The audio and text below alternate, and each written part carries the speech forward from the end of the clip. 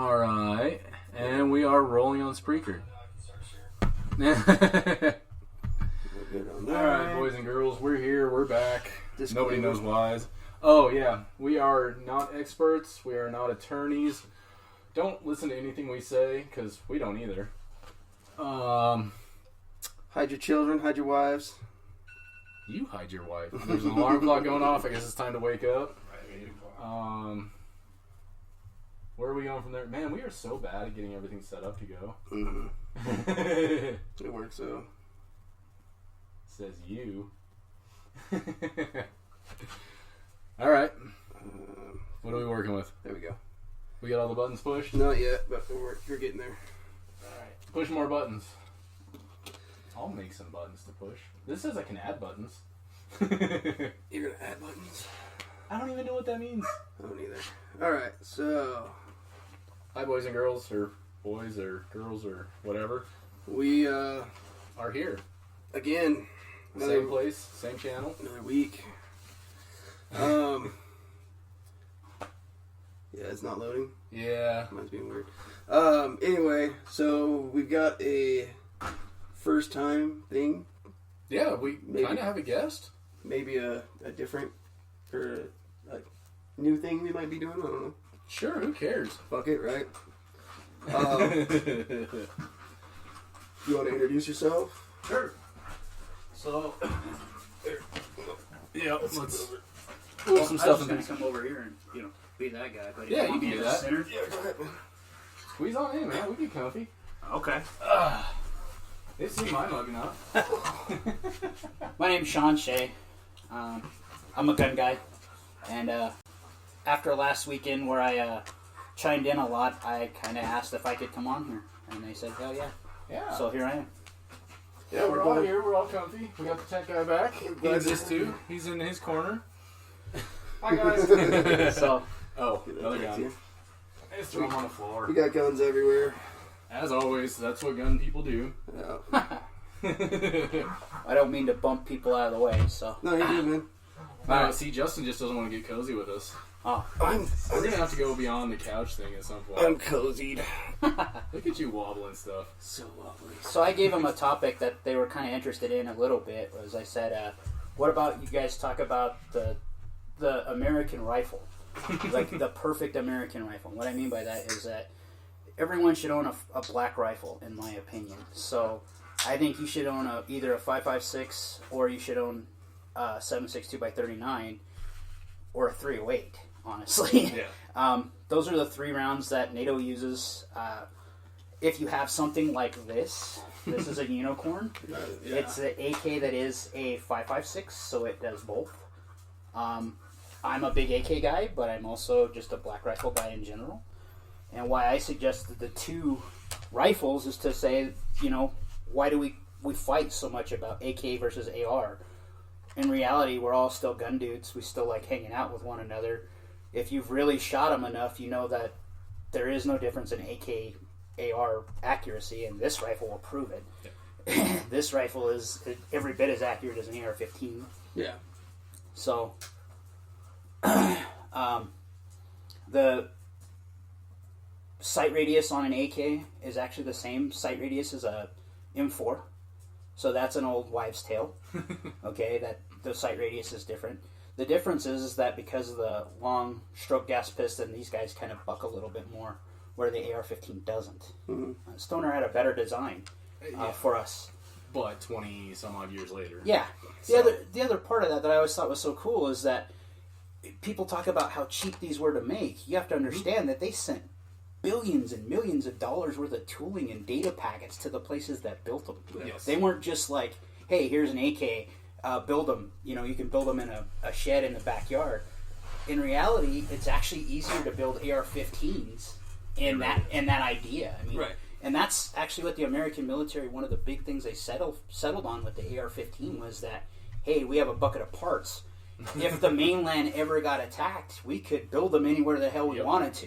Mm-hmm. So that was a big push. And nowadays, the American rifle, in my opinion, everybody likes them, the AR-15 and the AK, because they're modular. They don't have that much recoil. And if you hunt, I mean, you can hunt in New Mexico with a 223. Right. Okay? All a big game except for elk. Okay? Right. They're accurate. I'm way more controllable with this guy than what I am with a pistol. Okay? I love pistols, but this I can hit a quarter with. A pistol, I can.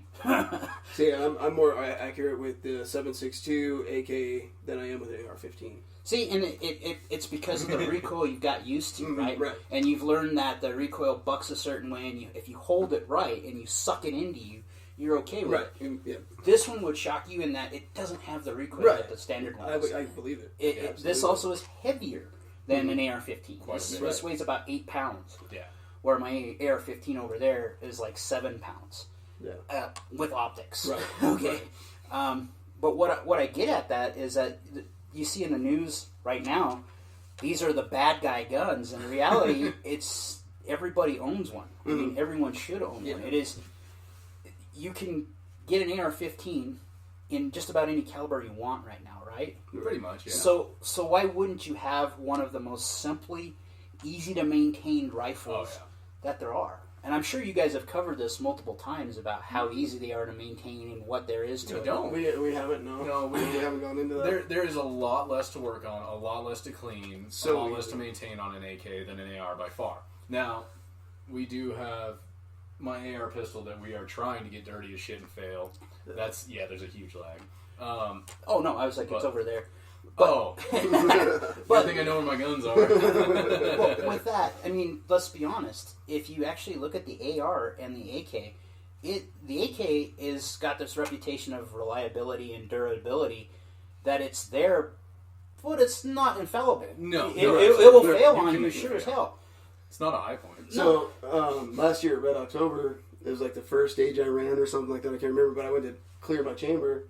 And the round went into the trigger housing. Nice. Luckily, it was like at the end of the stage, rather than before. But it was super easy. You just take the dust cover off, pull the spring out, and then the round came out. Right. Not like the bullet over bolt I did on your pistol. No. Well, and just like that being said, those types of malfunctions in the AR and the AK are rare. Mm-hmm. Right. Okay, Absolutely. So if you look at the AR, it is way more durable than people give it credit for. I mean, for the many years, I swore only AK was only, and I actually built my first AR because my brother had a few of them, and he never had a range day without the damn thing failing. So I built one to see what the hell he was doing wrong, to be bluntly honest, because if the military uses it for as long as they have, there's no way that gun should fail, right? No. So and there's nothing that's going to replace it for a long time. Many people have tried. They've put out contracts. It doesn't happen. And they're all the time looking for new whiz-bang cartridges, and they go back to the 5.56. Yeah. And the 5.56... Well, the other part of that, if the 5.56 was so bad, why did the Russians copy it with the 5.45? Okay? The 5.45, in my opinion, is a better cartridge. Yeah. Okay? Yeah. But the reason why it's better is because of recoil differences. Yep. It is 2.5 pounds of recoil when you shoot it. My 13-year-old loves shooting my Vepr. Because of that. He's very recoil sensitive. Yeah. But trying to find ammo in the U.S. and trying to find ammo in the world, unless you're in the Soviet bloc, you're not going to find a 5.45. Right. And you can get loads. I mean, you were showing me 75 grain hollow points for 77. Yeah, 77 grain. I'm sorry, 77 grain hollow points for a 5.56. Yeah. You don't find that for a 5.45. No, there's no versatility in that. I mean, you can hand load them, but it's not. We have to swedge the bullets to get them down to the right size for a 5.45. I looked into doing it, and my whole problem with it was I don't know. Our CBS sells dies. Yeah. But no one makes bullets for them. The No. closest you can get is a 221 fireball round bullet, and you have to swedge it down to 219.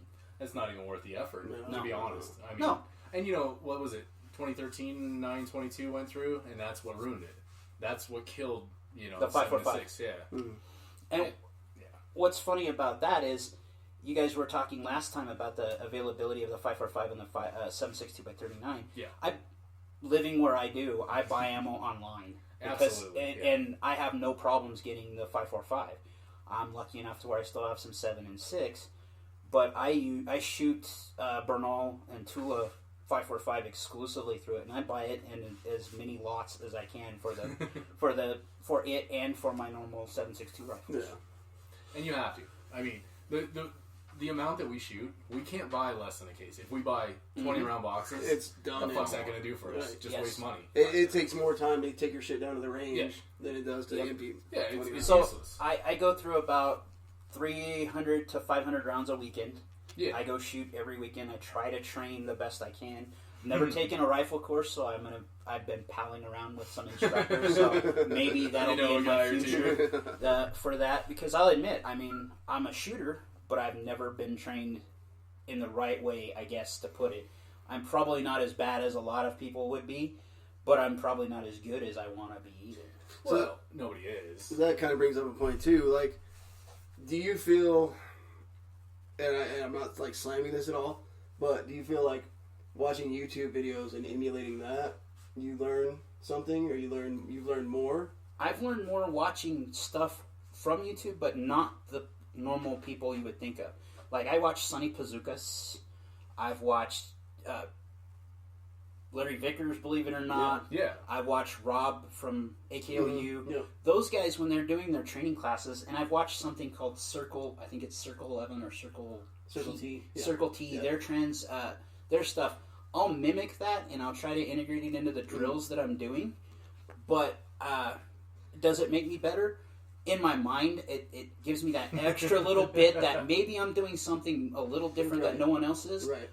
But I can't say it makes me better. And see, that's kind of where I'm getting at. Is like you got all these people now that won't take classes, and I mean, like, we can't fill a class.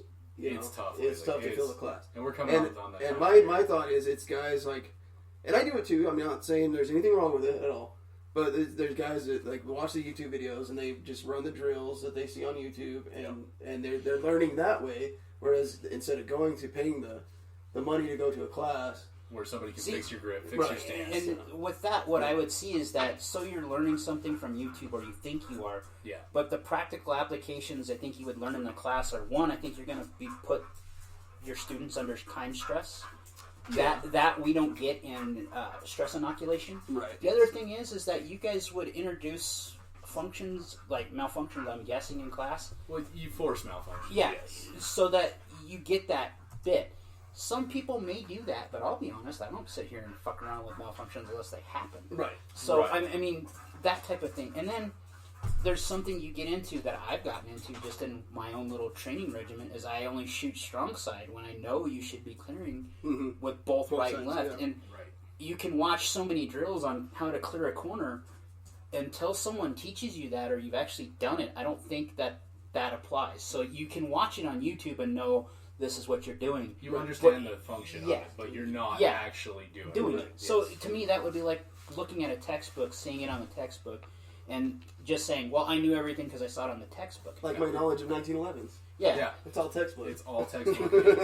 It's not practical. Right. There's no practical application for it. No. And what I'm saying is that you need to have some actual, chops in doing it. I mean, there's a reason why soldiers, Marines, and instructors have done it. They're good at doing it. They've done it for a long time, and I think that's something that your average guy, if he's serious about this, needs to know how to run a rifle, how to defend themselves with one, how to maintain it. But the other part of that is, if someone gets shot, what the hell do you do?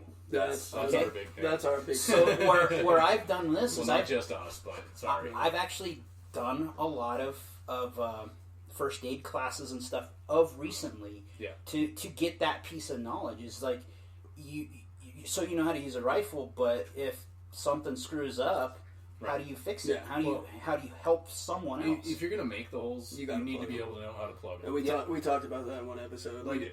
It's in this day and age, like lawsuits and everything. Like, it's in my opinion that if you're putting holes in somebody, you're gonna have to at some point attempt to render aid. Well, no, honestly, it's gonna look better for you too. It helps a little, but honestly, and you're gonna be more likely to use it seeing a car crash. Right.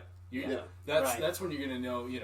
Somebody's arm gets sliced open, severs their arterial artery with windshield glass. Right.